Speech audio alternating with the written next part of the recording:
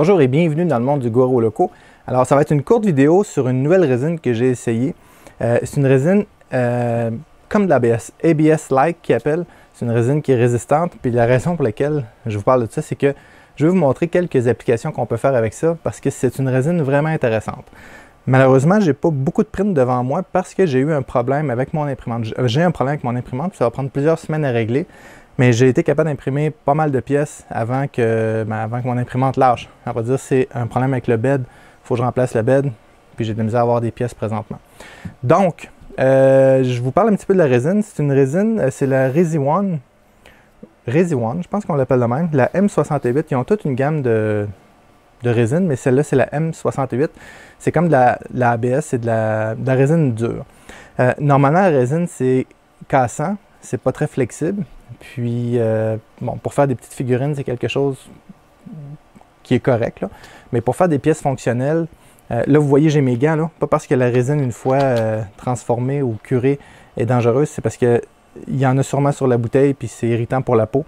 Donc, c'est ça. Donc, la résine standard, comme mettons Monocure standard ou la résine rapide, des choses comme ça, c'est cassant. Puis pour faire des pièces fonctionnelles, c'est un petit peu tannant parce que justement, c'est cassant, ça n'a aucune flexibilité. Sauf que celle-ci, c'est pas le cas. Celle-ci a deux bons côtés, c'est qu'elle est vraiment, vraiment, vraiment rigide. Pas rigide, robuste. Elle est vraiment résistante. Puis, elle ne jaunit pas. Puis je vous explique qu'est-ce que je veux dire par là. Ici, j'ai imprimé un chemin de câble là, en différentes sections. Dans le fond, c'est toutes des petites pièces comme ça. Voyez-vous la qualité de la pièce? C'est vraiment une pièce imprimée. Ce n'est pas une pièce pas machinée, mais injectée. Puis, on les insère un dans l'autre, on met des bouts, puis ça fait une chaîne de câbles comme ça. Donc, ça, c'est celle que j'ai imprimée avec la ResiOne. Et j'avais un autre ABS-like de couleur blanche, mais celle-là date d'un petit peu plus longtemps. Et voyez-vous la différence de couleur? Alors, celle-ci est comme moins blanche, tandis que l'autre est vraiment blanche. Là. Je ne sais pas si la caméra le rapporte bien. Peut-être comme c'est ici. Mais le blanc est vraiment plus blanc clair.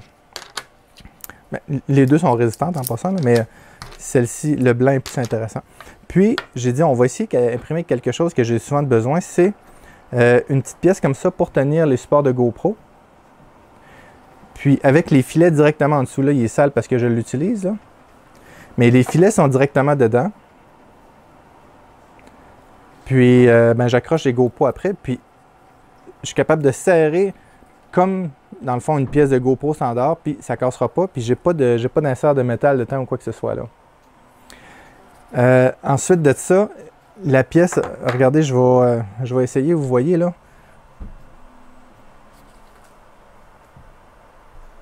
J'essaie de la casser. Je vais vous remontrer encore. Vous voyez, elle plie. J'arrive pas à la casser. Alors, elle est vraiment résistante. Avoir imprimé cette pièce-là sur une imprimante FDM, il aurait fallu que je l'imprime de côté comme ça pour avoir le plus de résistance. Elle aura probablement été résistante aussi, mais elle aurait fini par casser ailleurs. Tandis que celle-là ici, j'arrive pas à la casser, ce qui est plutôt bien. Donc, je pense que le prix est autour de 60, étant spécial à 62 $ sur Internet, plus la livraison, dépendamment où est-ce que vous êtes. Là. Elle a coûté 62 $ avec la livraison ResiOne. Je ne l'avais jamais testé, je trouve ça intéressant. Ils ont d'autres produits. J'ai eu de la misère à trouver le bon temps d'exposition. Donc, la première couche, il a fallu que... Ça, c'est sur ma Wastech W5501. Ça peut être différent pour les vôtres. Mais ils ont une charte avec tous les temps d'exposition. C'était 60 secondes de première couche. Et ensuite de ça, c'est 6 secondes par couche dans mon cas. Avec je levais à 65 mm. Puis, je rebaissais à 150 mm pour les couches standards. Donc, c'est quand même assez de base. Puis, j'utilise Litchi Software pour slicer mes prints. Donc, malheureusement, je n'ai pas plus d'impression que ça à vous montrer. Puis, si vous voulez faire des pièces mécaniques, je vous recommande d'utiliser ce genre de résine-là. Si vous voulez faire des pièces qui sont belles, mais vous n'avez pas besoin de résistance, la résine normale peut faire. Puis je sais qu'aussi, ils ont de la flex. J'ai vu ça. Peut-être à un moment donné, je vais en acheter une bouteille. Donc, c'est ça. Quand mon imprimante va être réparée, je vais sûrement vous imprimer d'autres pièces, là, parce que j'aurais aimé ça imprimer le mini extrudeur de Hotend avec ça, mais mon imprimante n'est pas fonctionnelle présentement. Donc, je vais vous revenir éventuellement avec une vidéo sur plus de pièces avec cette impression, sur cette résine-là. Puis, je vais mettre les liens aussi de la résine dans les notes de la vidéo. Si vous avez déjà essayé de la résine ABS-like, dites-le moi. Moi, je trouve que c'est vraiment cool, là, dans le sens qu'on peut faire des pièces quasiment aussi solides que des pièces injectées avec ça. Puis c'est quand même pas si long. Vous voyez, imprimer 6 pièces comme celle-là ici, là, ça l'a pris à peu près 2 heures. Dans le fond, l'avantage avec la résine, c'est que ma pièce soit tout petite ou que j'en ai plusieurs, ça va être tout le même temps parce que ça y va par couche. Puis c'est le même temps par couche. Donc, plus ma pièce est longue ou haute, là, parce que ça imprime à l'envers, ben, plus ça va être long. Imprimé. Mais comme ceux-là ici, j'en imprimais, je pense que c'était 8 ou 10 par plaque. Donc, c'était très, très rapide. C'était 1 heure par 10 maillons. Donc, c'était plus vite que du FDM. Là, donc, c'était plutôt intéressant. Fait qu'on se ramasse avec une chaîne de câbles comme ça très rapidement. Donc, désolé que je n'ai pas plus de print que ça à vous montrer. Je vais en avoir dans l'avenir. Aussi, si vous utilisez la résine, n'oubliez pas de porter des gants.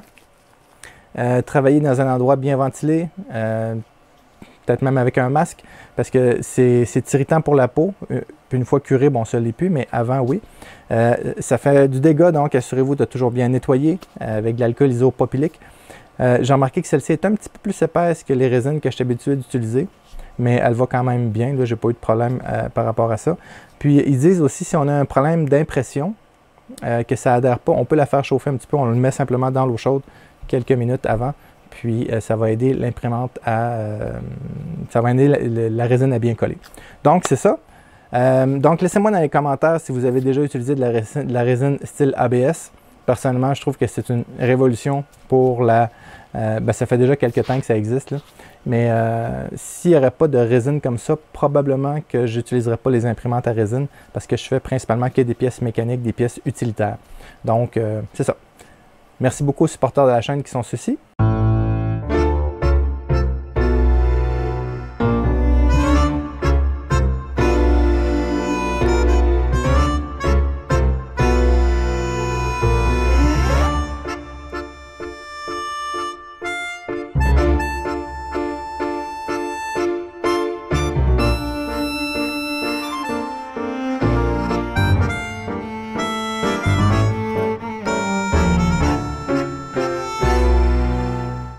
Si vous avez aimé la vidéo, s'il vous plaît, mettez un like. Si vous n'êtes pas abonné à la chaîne, abonnez-vous. Merci beaucoup et à bientôt.